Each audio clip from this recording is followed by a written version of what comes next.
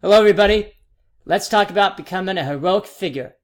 In reviewing the historic events of time, one finds a solitary figure who became a catalyst to rectify a wrong, to seek fairness and justice. Few have been so unselfish, but it's those few who have changed the world. Often their efforts did not necessarily result in a better world for themselves, for they may have not been here to enjoy it, but it was for those who came after them. Gandhi dreamed of living in an independent India, and sparked a nonviolent protest in an effort to make an independent India a reality. Rosa Parks refused to move to the back of a bus in Montgomery, Alabama, and sparked the civil rights movement. Lightner's daughter was killed by a drunk driver, and when she found out that it was his fifth offense and that he would serve less than 2 years in prison for her death, Gandhi founded the Mothers Against Drunk Driving. And then there was Margaret Thatcher, the grocer's daughter from a small town in Great Britain. Throughout her long life, she displayed a courageous spirit and tenacity that influenced a generation of world leaders, and in the process, she became one of the greatest leaders of our time. Margaret was born in 1925 and raised by parents who owned and operated a grocery store. She and her family lived above the store.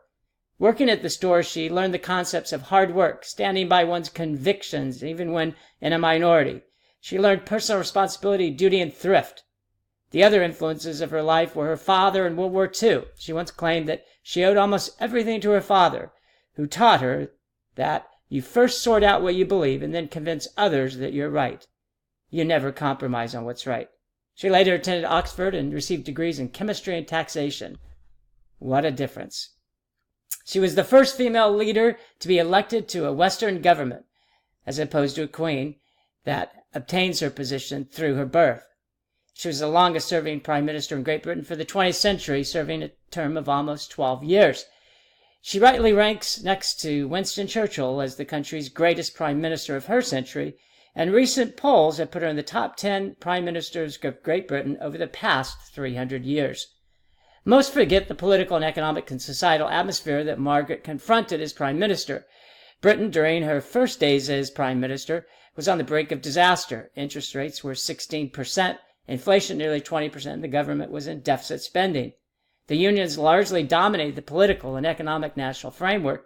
Many of the largest companies were state-owned and operated at a deficit, requiring government subsidies. The top tax rates were over 90%, reflecting a suppression of investment and overall private sector growth.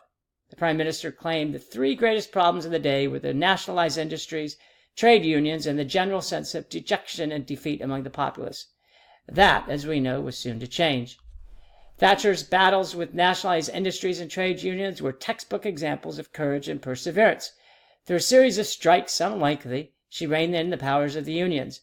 She sold many of the nationalized industries that burdened the government, including British Telecom, British Airways, British Gas, British Coal, British Rail, and British Steel. These companies were soon forced to adapt to the private sector mentality, making profits or going out of business. Reorganization and re-engineering of their business practices saved not only these companies, but industry after industry and their country. During this time, Margaret also fought a war with Argentina over the Falkland Islands. Argentina invaded these British territories, but she reclaimed these islands in a daring war effort.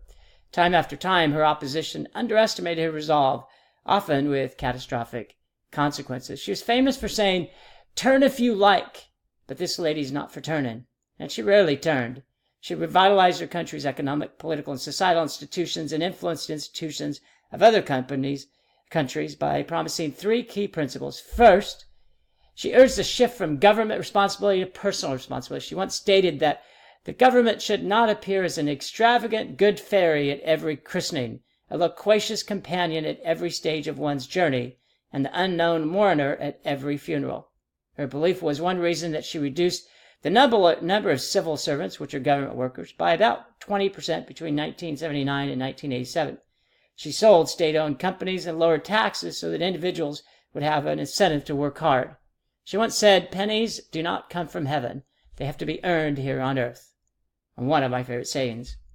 And during the Thatcher years, Britons earned their pennies. Indeed, more Britons owned homes and stocks during her years than ever before. Second, Margaret believed in conviction rather than consensus. Consensus, she said, seems to be the process of abandoning all beliefs, principles, values, and policies. So it is something in which no one believes and to which no one objects. Pretty good. She believed in first fully investigating the issues, determining the facts and other relevant criteria, and then making a decision. She rarely, if ever, compromised on her chosen ideals. During the 1979 election, her first, she once told the then Prime Minister, "The Old Testament prophets did not say, 'Brothers, I want consensus.' They said, 'This is what I passionately believe. If you believe it, then come with me.'" Finally, considering her courage and her will, that may be her greatest testament. She took great pride in her recognition as the Iron Lady, a term given to her by the Soviet Union. Like Churchill, she thrived on adversity and once said, "If it is me against 48, and I feel very sorry for the 48.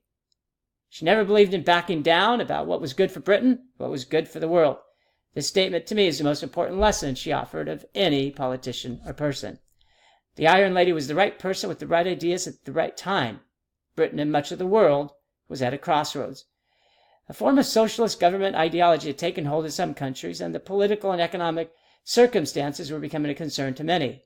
Privatization and personal responsibility were the right ideas, but they didn't seem to exist at the time that she arrived. She put Britons back to work through her efforts to control government spending, private industry after industry, and then to strain the power, resistance, and influence of the unions. She changed the landscape of the opposition parties.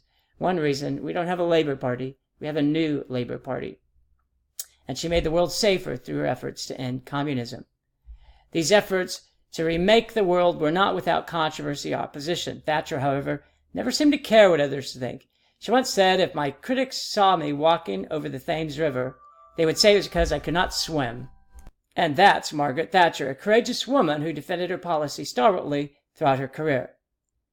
Gallant, yes, valor, bravery, courage. These are the attributes of the few people like Margaret with the fortitude to stand up for what's right, no matter the adversity, controversy, or danger involved. They have the backbone and they persevere in the defense of what's right and just. They continue to change the course of history. And you can too, if you dream of a better world and be determined to achieve it. Thanks. Have a great day.